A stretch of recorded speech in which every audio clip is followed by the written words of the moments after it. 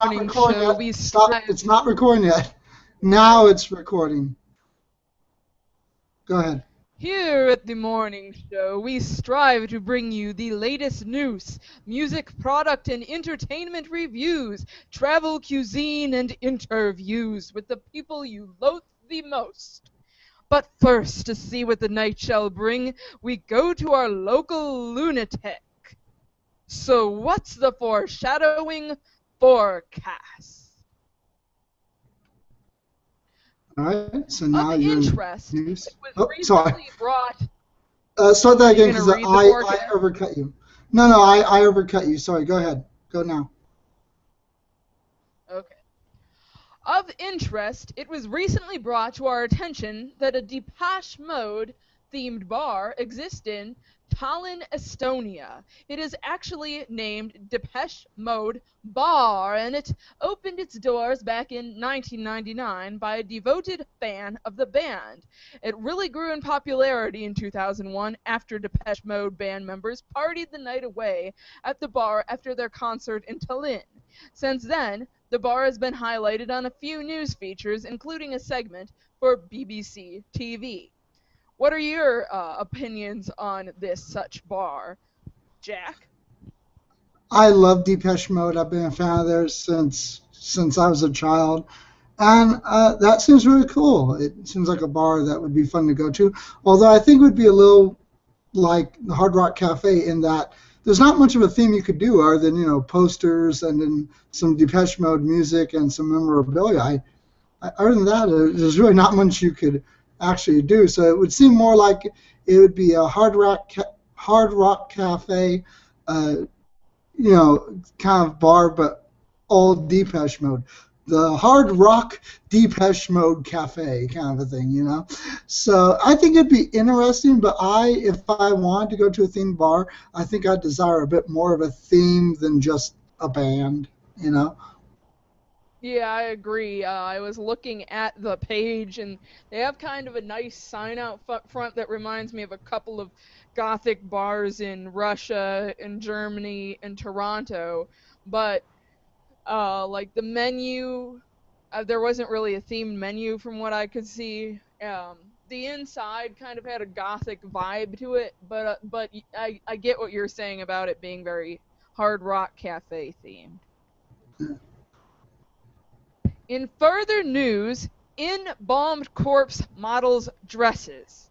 For the past 75 years, a tiny bridal shop in Mexico, which we will be further highlighting in our travel segment, has been the subject of some pretty crazy rumors. Tales of supernatural finding a bond, with whispers of disembodied voices, mysterious cold spots, and even the occasional darting shadow seen from the corner of a visitor's eye. I have yet to see a ghost, but in October I hope to do some ghost hunting.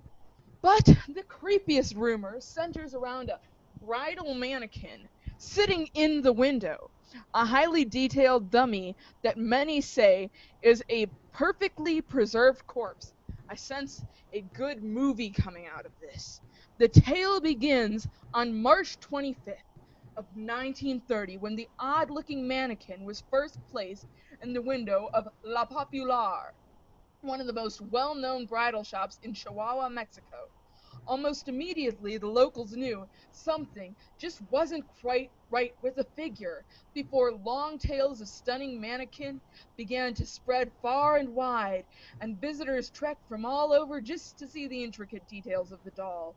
From the individual wrinkles in the hands to the real human hair to the mesmerizing gaze of her glass eyes, it was almost as if the figure was a real person frozen in time. Eventually, people began to notice the similarities between the mannequin nicknamed La Pasculata and the daughter of La Popular's proprietor, Pascuala Esperanza. According to legend, Esperanza's daughter had tragically passed away on her wedding day, victim of a black widow spider bite. Locals whispered that the beautiful figure of the window was in fact the embalmed body of Esperanza's daughter. Well, I guess you can have your child live on as long as you want them to. More and more the details began to make sense, and the townspeople became outraged. Of course, Pasquale Esperanza formally denied the allegations, but by that point it was too late. The legend was set in stone. And basically, the moral of that story is don't listen to what other people say. I'll do what I want as long as it gives me a story.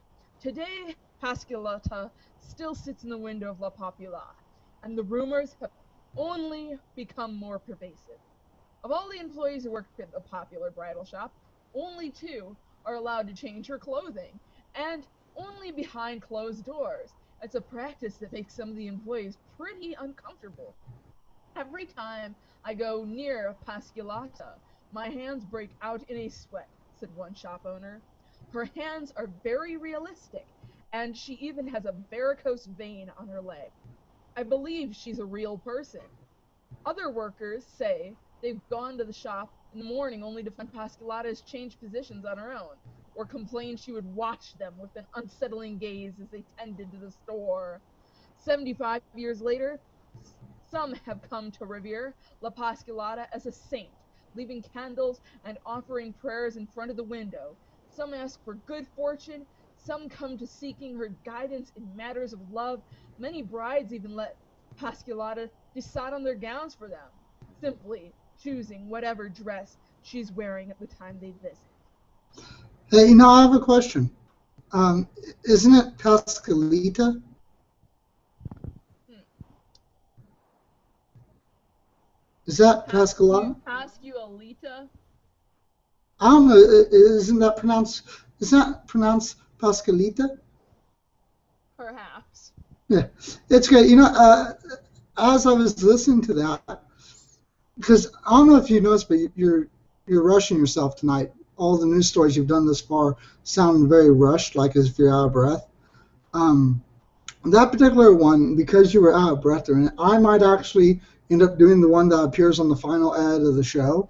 That being said, if I can get you to say Pascalita, then for whenever the people are talking, I could interject your wording, and then I could also your little side notes, your little funny side comments, I could interject that into a reading of mine, and that might actually make a better segment for the, because you have to realize, as much as I do deeply love and respect you, I also have to think what is the most entertaining and enjoyable to the reader, and they might want, this is more of a tale. They might want something of someone going 75 years later. Some have come to revere La Pascalita as a saint, leaving candles and offering prayers in front of the window. Some ask for good fortune, but most come to let her seek but most come to her seeking guidance in matters of love.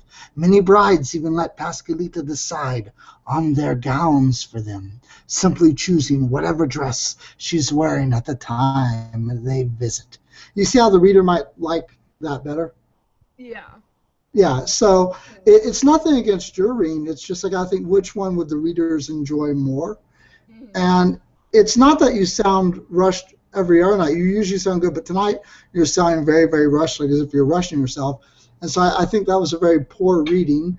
Right now, I have basically two options. You could either go back and reread that whole Pascalia thing again, or I can just read it for the show. Well, Those are my options. I could reread it more as a story, like you were saying, and Yeah. you could interject the stuff that I put in there before. Yeah, and you So could just yeah. yeah, you could just read that whole article because you can see it's sort of it's a story. It's a ghost story because it Yeah. is. It actually is a ghost story. I looked into it and I did a whole lot of research after I read your thingy, and I read like 10 times more than what you wrote. And I looked at a lot of pictures of her, and I hate to break it to people, but she is just a mannequin. She does, it is not a real person. It is a wax mannequin, uh, but it's a nice little ghost story, and I like it a lot. By the way, that thing that I just said right there, that's my comment after your story. I'm going to add that in as my response to your reading Yeah, it. and then probably after I'm done talking, I'll probably mention how there was this show at the Museum of Science and Industry in Chicago where they took, which was called Body Worlds, where people elect to be preserved, and have people come and look at their dead skin on these different figures, and it was just kind of creepy along the same lines as this story. Yeah, But wax museums can make things so realistic it's creepy. yeah, and I've been to wax museums. And I've also been to Works because that show travels too, and I've been to it twice actually, and I wouldn't call it so much creepy because I'm not creeped out easily. I consider it to be very, very fascinating and beautiful. The workings of the body, the ligaments, the muscles, and in a way that is very different than this because that is real bodies with the flesh cut away and made absolutely into beautiful works.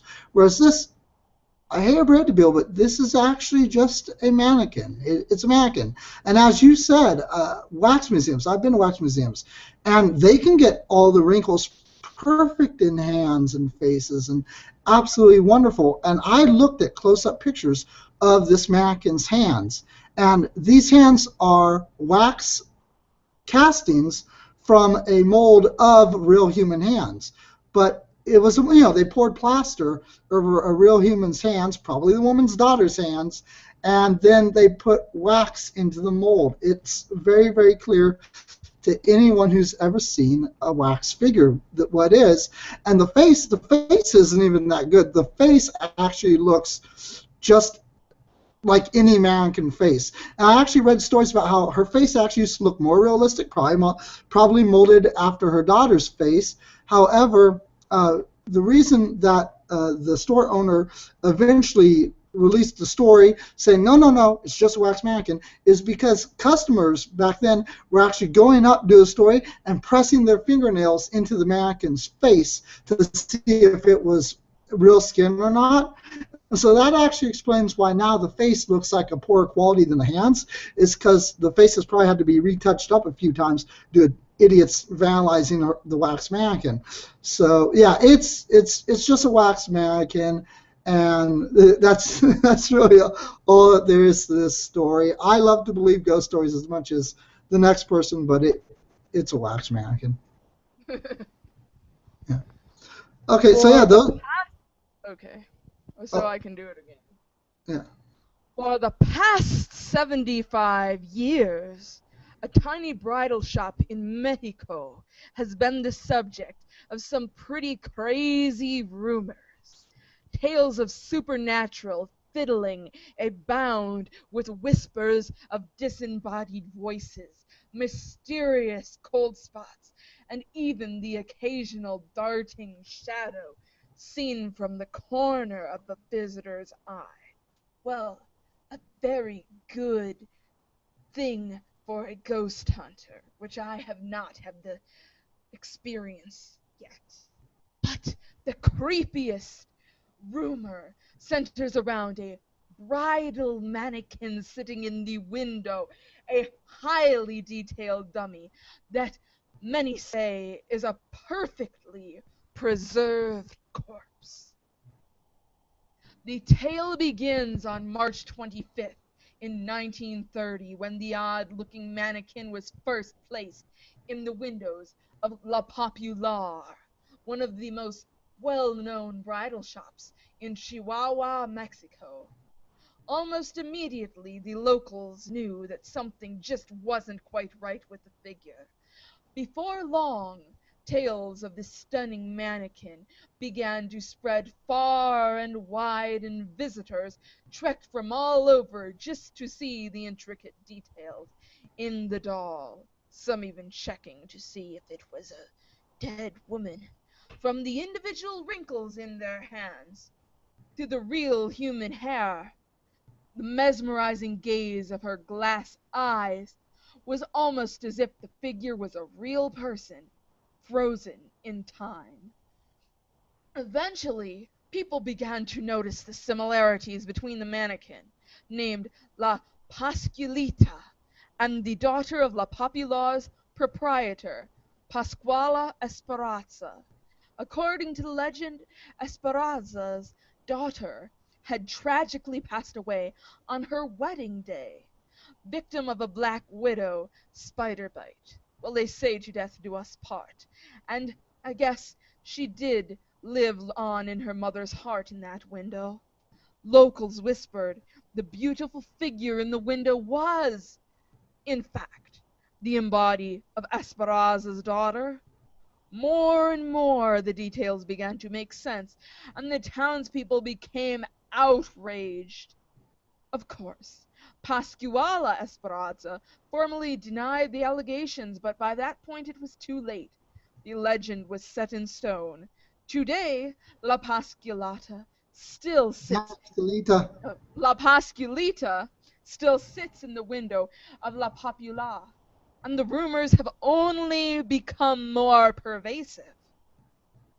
Of all the employees who work at the Popular bridal shop, only 2 are allowed to change her clothing, and only behind closed doors. It's a practice that makes some of the employees pretty uncomfortable. I wonder if the employees that dress her are uncomfortable. Every time I go near Pasculita, my hands break out in a sweat, said one shop worker. Her hands are very, very realistic, and she even has varicose veins on her legs. I believe she's a real person. Other workers say they've come to the shop in the morning only to find Pasculita has changed positions on her very own, or complained that she could watch them with an unsettling gaze as they tended to the store. 75 years later, some have come to revere La Pasculita as a saint, leaving candles and offering prayers in front of the window. Some ask for good fortune, but most come seeking her guidance in matters of love. Many brides even let Pasculita decide on their gowns for them, simply choosing whatever dress she's wearing at the time of their visit. I, there's one word that I'd like for you to re-say. That way I can throw it in there because you mess up, and that is, you said embodied. It's embalmed body. So say embalmed body. Embalmed body.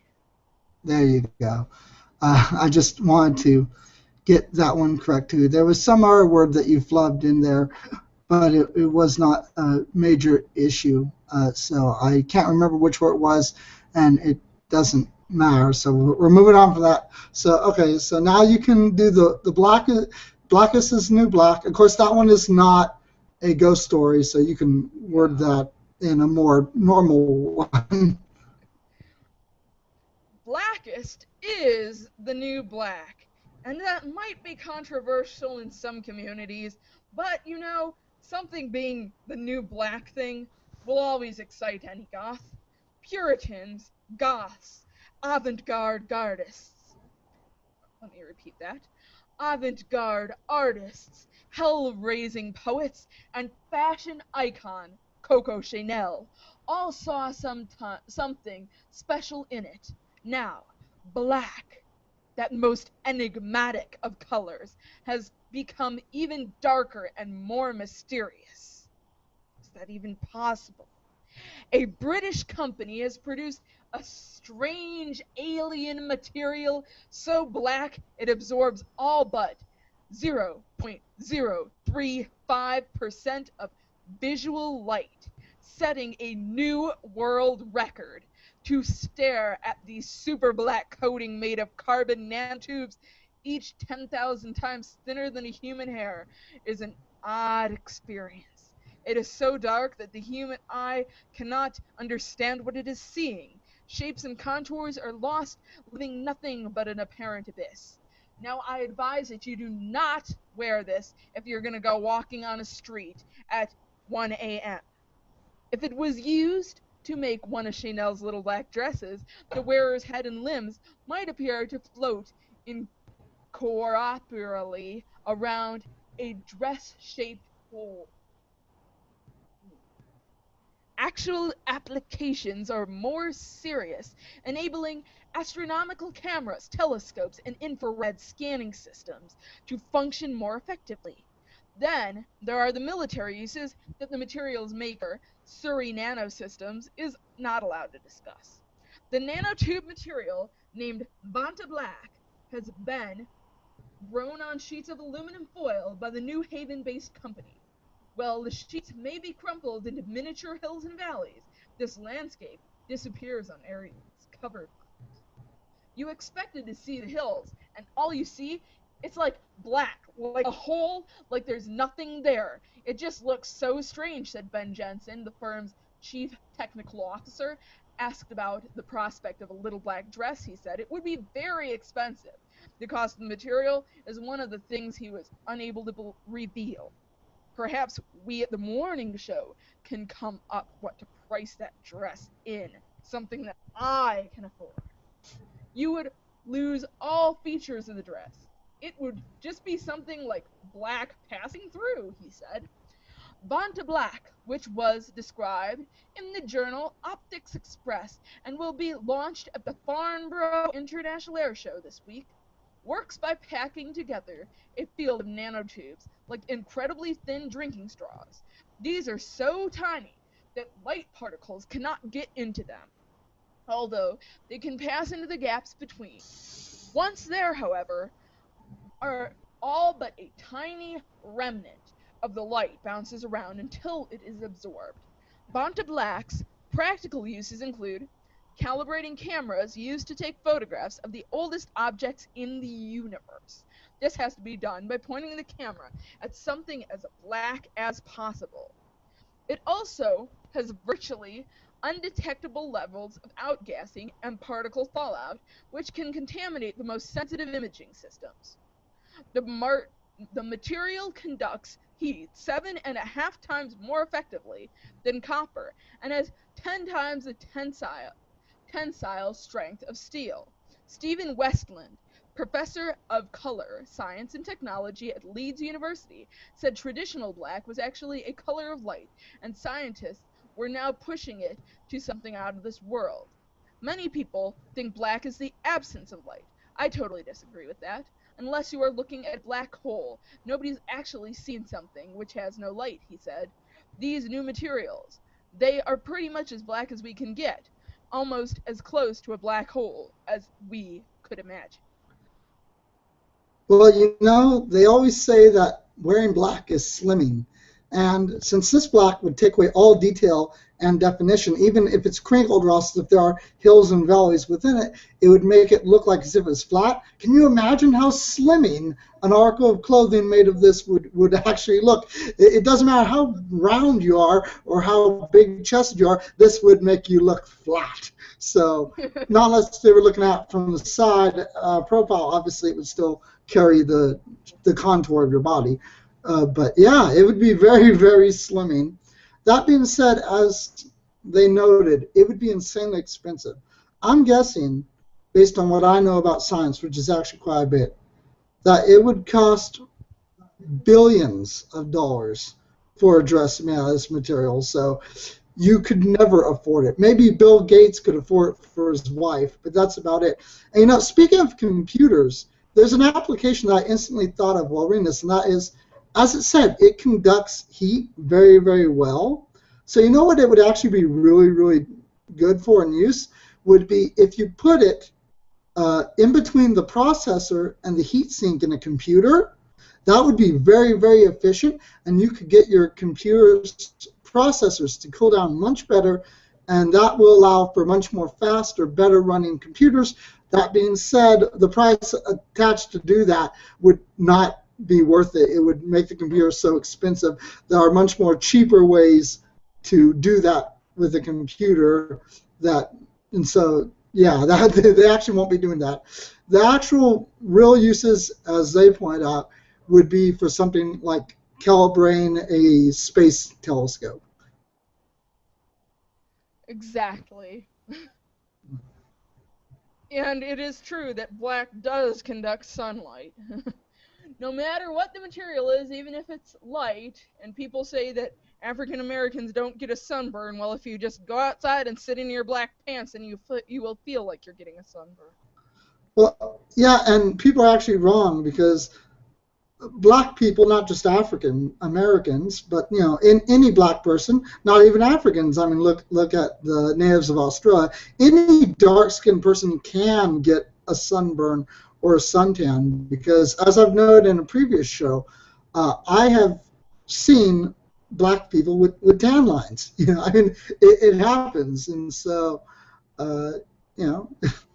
Yeah, I got sunburned in the winter time, so now I wear sunscreen. Yeah. Anyhow, yes, it sounds to die for. So, we shall have a funeral pie. You will need 2 cups of raisins, or you could always substitute in another fruit like Like currants. yes, for those that don't like raisins. And 1 cup of water, finely grated zest of 1 large blood orange, 1 cup of orange juice, 3/4 cups, plus a tablespoon of granulated sugar, 2 tablespoons of cornstarch, 3/4 teaspoons ground allspice, a 1/4 teaspoon freshly grated nutmeg, 1 tablespoon of lemon juice, a 1/2 cup chopped black walnuts, an egg beaten, and a pastry for 2 crust pie. Preheat that oven to 425 degrees Fahrenheit. Combine the raisins or currants, water, the blood orange zest, and juice in a saucepan. Bring to a boil. Reduce heat and simmer for 5 minutes. Meanwhile, combine 3/4 cup sugar, cornstarch, allspice, and nutmeg in a small bowl. Stir slowly into raisin nutmeg mixture or currant. Stir slowly into raisin currant mixture.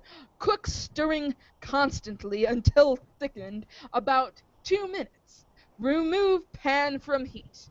Stir in lemon juice and walnuts.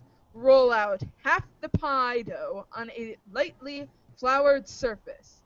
Fit into a 9-inch Nails. pie pan. Pour filling into shell. Roll out remaining pastry and place over pie. Seal and flute edges. Flutes at a funeral. Sound beautiful. Cut several slashes into top of pie to release the steam. Is this a steampunk funeral? Brush with beaten egg and sprinkle with tablespoon of sugar. Bake for 25 minutes until golden. There we go. And then, of course, you could go ahead and do your exquisite, and I can cut that into and merge it underneath layman eye. So go exquisite. Exquisite. So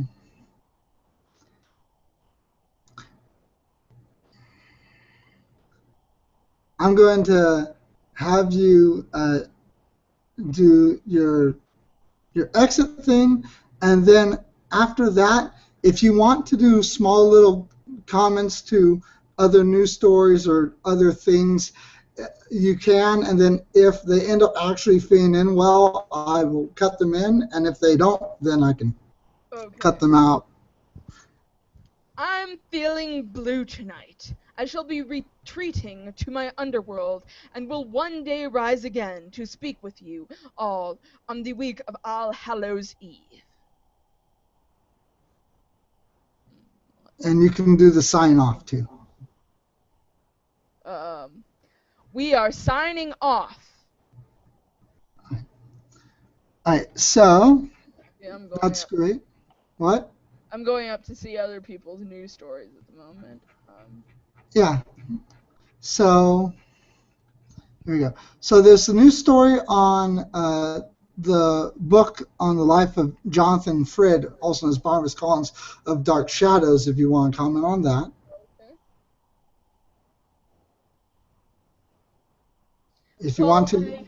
Well, I am a major fan of the TV show Dark Shadows, and I have not had a chance to read any books by Jonathan Frid. However, I have a huge summer reading list because that's pretty much all a goth can do, sitting inside with my air conditioner in my summer dresses and avoiding the Death Star.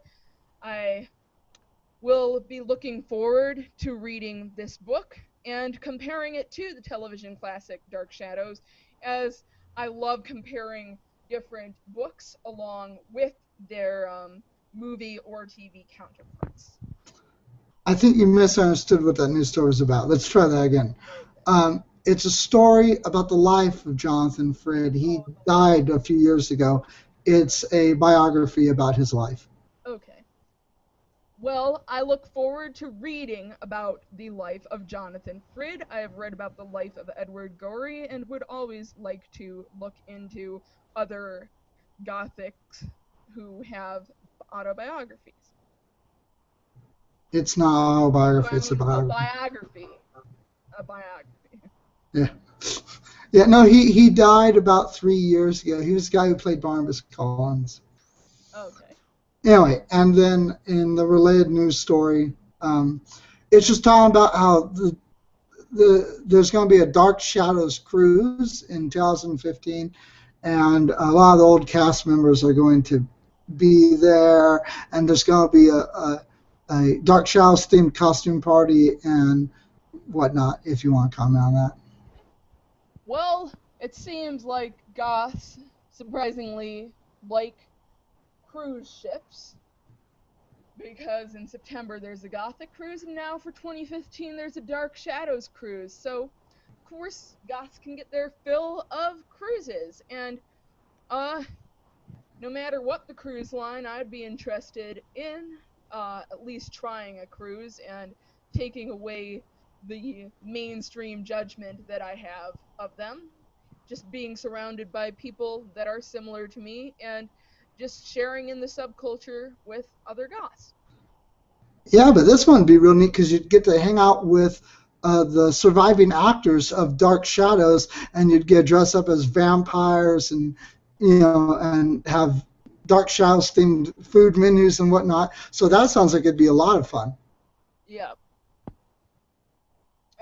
I'm looking to hear the reviews on it in 2015 because it sounds like it might get better reviews than the Gothic Cruise because there's mixed reviews on that. But to be able to hang with the remaining cast of Dark Shadows and to get to sample themed food made by chefs and to dress up and watch Dark Shadows in the suites and sail at night, that would just be amazing. Yeah. And actually, there are two different goth cruises, and they constantly fight with each other because the goth cruise that the documentary was made of is not the original goth cruise, and the two goth cruises use different crew lines and have totally different events. One of them, the one the documentary was made about, is actually considered the more poorer one and not the original one. That's considered the second one and more of a cruise, normal cruise thing than goth themed. It's just very slightly goth themed. Whereas the other one, the supposed original goth cruise, actually has several goth bands go on the tour, and they perform and have actual concerts by goth bands. Like, for instance, the real goth cruise, not the one that the documentary was made about, but the other goth cruise, that one is actually going to have the Cruise Shadows be performing on it in its upcoming one. Yeah, they have about 5 of my favorite bands performing on that cruise. I was confused with the ticketing and whatnot, so I hope to go on the next one, and hopefully they'll come up with an equally good lineup. Oh, yeah, I've read the lineup for a few years now, and that particular one always has a really, really good lineup, as opposed to the one the documentary was made on, which doesn't usually have bands play. So I think perhaps they made that documentary just to entice us or come up with another good gothic movie for some reason. A new documentary. Yeah. I guess I can't really talk about Mexico since all it says here is Gothic Mexico. Well, yeah, because we And I haven't did done the talk research yet. about my window and stuff. Yeah. Pardon me? Well, yeah, because we haven't done the research for yet. So, did you look up on the thing that Jan posted about the release sign for the book The Beast Within? This author writes books that are kind of a story within a story for Disney books, and this is her one for Beauty and the Beast. Okay.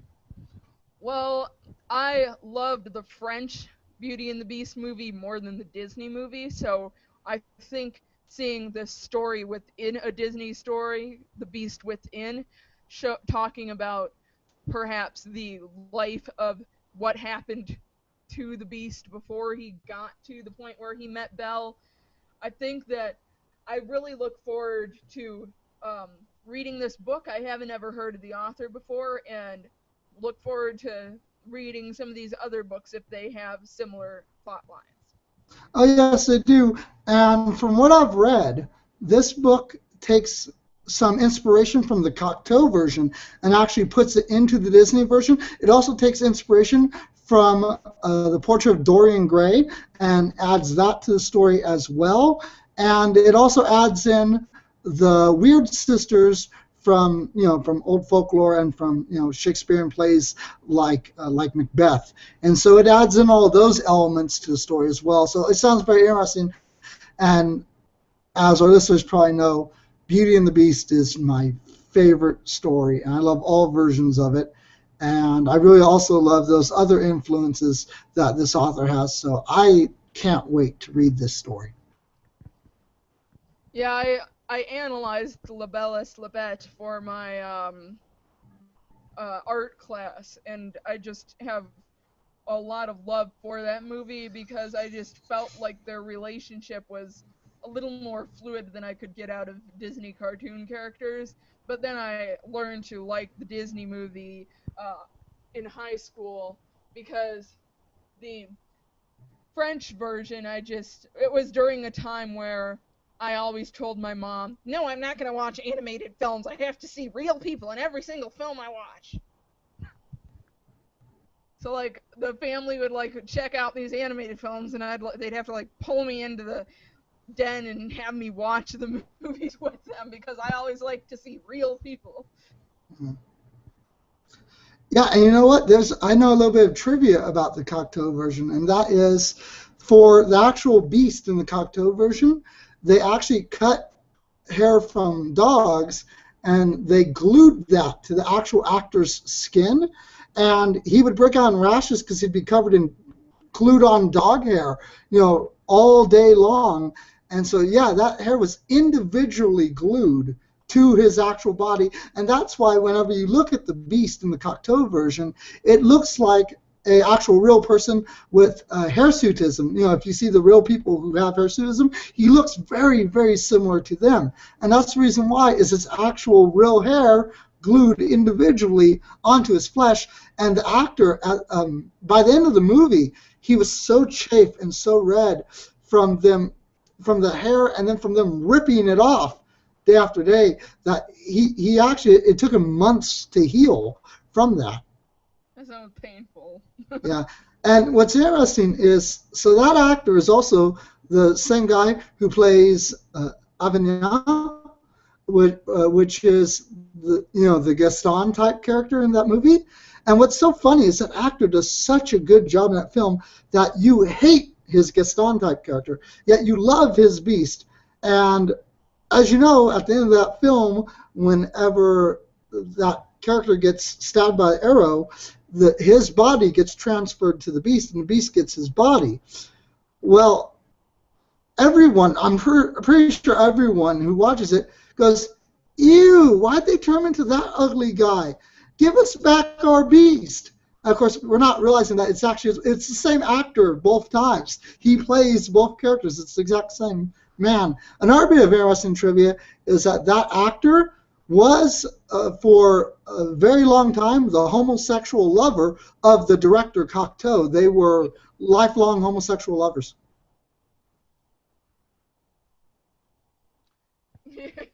Yeah, I was gonna say it looks like. Well, you did say it was your favorite movie, so look into the history of it.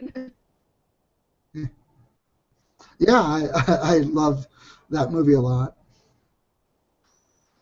I don't see anything else to comment on. We don't have to really comment on the music unless we switch back and forth on who reads the music tour. You always read the Peter Murphy, and there's Yeah. London After Midnight. Yeah, so Is there any of those that you would like to read? I suppose I could read Project Pitchfork through the Comic Christ, and then what Joanne or Lena could read the Tori Amos and Amanda Palmer. Yeah, sounds good. Go ahead, read it. Project Pitchfork will be performing Friday, July 25th in Cologne, Germany at Amphi Festival MS Rheinergie, and Saturday, July 26th, also in Cologne, Germany, again at the Amphi Festival. Torsion will be performing Saturday, July 26th at World Cafe Live in Philadelphia, which happens to be one of my favorite radio shows that I also tune into every Monday at 8 on npr.org. Combi Christ will be having a world tour. July 24th, they will be having a show at Foro C3 in Guadalajara, Mexico. And July 25th at Jose Cuervo Salon in Mexico City, Mexico. Okay, so that sounds good. Let me see here. Then review, entertainment. Was there anything that you wanted to say about the Vampire Knight manga or anime? I read the Vampire Knight mangas in high school and thoroughly enjoyed them. And I have very similar reviews to Joanna. I like the manga a little bit more than the anime. My husband got me into the anime Vampire Knight when I was searching for animes that would interest the goth in me, and I can say compared to other animes that I have watched, it has a good soundtrack, it has good casting, and it has good composure. You're going to want to say Lena and not Joanna, so just say Lena so I can throw that in. Lena. Okay, that's good. All right, and then is there anything that you want to say about Mexico, just in general? Well, I have never been to Mexico, but my favorite part of Mexico would have to be Oaxaca after I went to a wood carving workshop my sophomore year at college, and they have some very quirky wood carvings themed after some of their mythological creatures down there, like the chupacabra. And they add exquisite coloring to them. Well, I, as a goth, like purple and black, I can say that these exquisite Oaxacan wood carvings, based off of the mythological creatures, has given me kind of a love for the neon, and I like to collect these crazy wood carvings and place them around my house because I like the stories that go behind them, like the coyote in the hare and the chupacabras. And don't forget the Day of the Dead festivals. Of course, I always participate in the Dia de los Muertos parade in Missoula. I take 3 hours to paint my face for it, and I pass out the sugar skulls. Kids will always scream for sugar skulls. However, intuitively, you can feel the mourning in individuals each year, and I choose to give the skulls to people that have that feeling inside of them as they are remembering or have lost a loved one. There are many notable cemeteries in Mexico that people should visit on their trip there as well. Yeah, and wouldn't you like to go to Las Dias de los Muertos festival in Mexico itself? Of course.